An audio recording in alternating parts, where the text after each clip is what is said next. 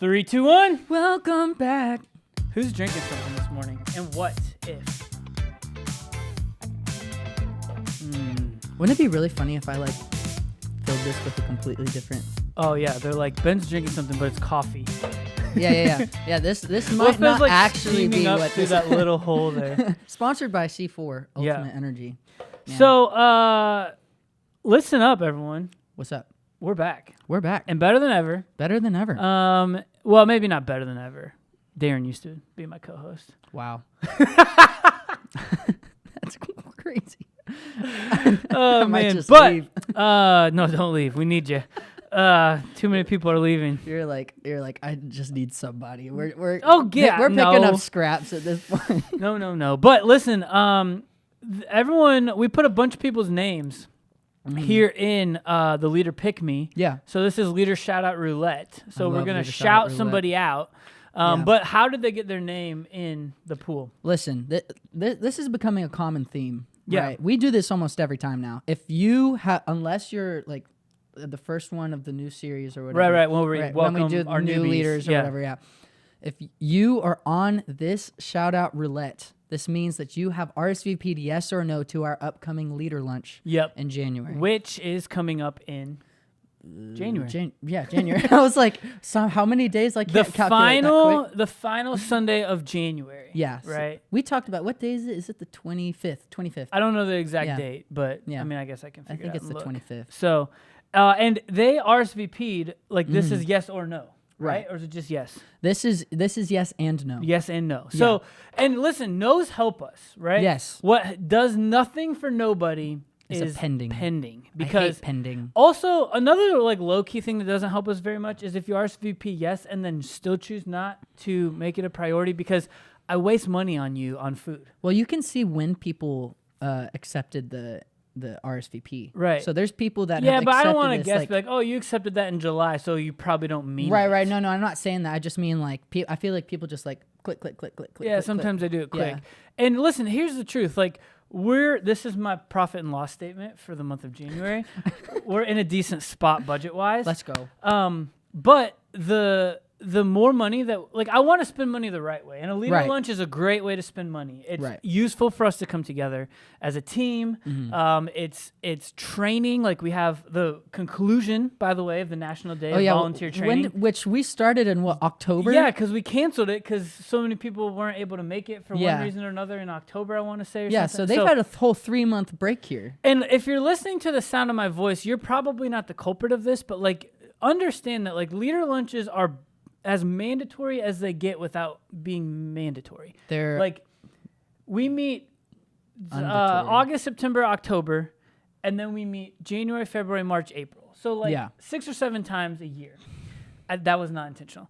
And like the point of it is because every time you're serving, you got students, like you got a job to do. Yeah. A leader lunch, like it's actually a really important like time. No, absolutely. You know, for us to get together, to get to know each other, frankly. Like sometimes I've been in moments where leaders are meeting each other and they've served together on the same quote unquote student ministry team for years. Yeah. So please make leader lunch a priority. We're asking you to. Yeah. We're begging you to. And another thing on top of that is you mentioned like the same, like, I guess, like youth staff and youth leaders meeting for years and all that stuff. You know, this is actually the topic of the episode. There you go. Topic of the episode, leader lunch. There you go. I'm so glad you clicked onto the next slide. But what I was going to say is this is a really new team.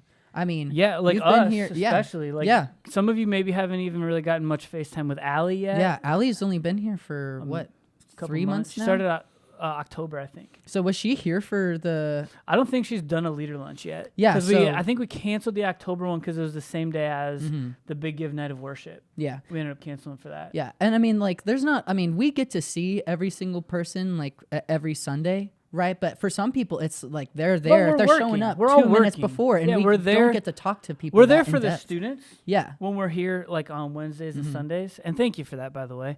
But leader lunch is just a chance to like build our team, build camaraderie, build community. Yeah, and big part of our ministry is actually our leaders too, our volunteers. Yeah. One time I heard someone say, "What's more important?" Like back in the old days like of the mail, like remember the Pony Express? You probably don't remember. I know what that is. Are you aware of? I am aware of the Pony Express. I also don't remember it. Yeah. So what was more important, getting the mail delivered or the health of the ponies? Oh. And like people might say like, oh, getting the mail delivered, like doing the job, right? Like, but if the ponies aren't healthy, then you can't deliver them. And that's one of our points for leader lunch. We don't listen. I know it's hey, stay after church and extend your Sunday. Like I know it's a big ask. And listen, we're a new team, like Ben was saying. Maybe we'll reevaluate. Like let us know. Like reach out if you're like, hey, leader lunches are valuable, but maybe not as frequently. Like okay, we'll hear you on that. If we reduce it down, we would really appreciate you making those reduction days. Like if we go from 7 down to let's say 4, like quarterly, if we can count on you to make it a priority. I feel like quarterly wouldn't be that big of a swing anyway. No. Like that's that should be pretty easy. And it feels people. like that since we haven't done it in that long. Like right. We didn't do October, November, or December. So this spring is an interesting season because it hits us pretty fast. Like there's not as many breaks. Like the holidays are such a unique time, but January until like the end of the semester, like we're back pretty much every week minus spring break week. Right. So anyway, leader lunch. And if you didn't know, head to your GroupMe. Click on the little avatar button. There's going to be a video on screen if you're watching on YouTube so that you know exactly how this goes. Click on the little avatar button and go to the events, and you'll see we loaded all the leader lunches in at the beginning of the year. Yeah. So those are the dates. Just let us know, RSVP, yes or no, and you can get your name in this thing, which, by the way, we still haven't shouted out. Our leader shout-out roulette. Awesome. So we went a little out of order, but shout-out goes to Scott Ferris. Who just won recently. Like literally. Yeah, no, literally like a couple. Yeah, so congratulations. Thank you for RSVPing. Dude, almost back to back. Thank you for listening. We're going to get you, what are we going to get him? We're going to get you a special box of like the good donuts. Oh. We're going to get him a good box of donuts for his Connect group. Oh, okay, gotcha. So on this date, we're going to order one extra box of like not the glaze. Special donuts. Yeah, the maybe like cream filled, maybe jelly filled. Ooh, wow. I don't think we do those normally. Blueberry cake donuts are so good. Yeah, we'll make sure to add an extra layer of good donuts for you, Scott.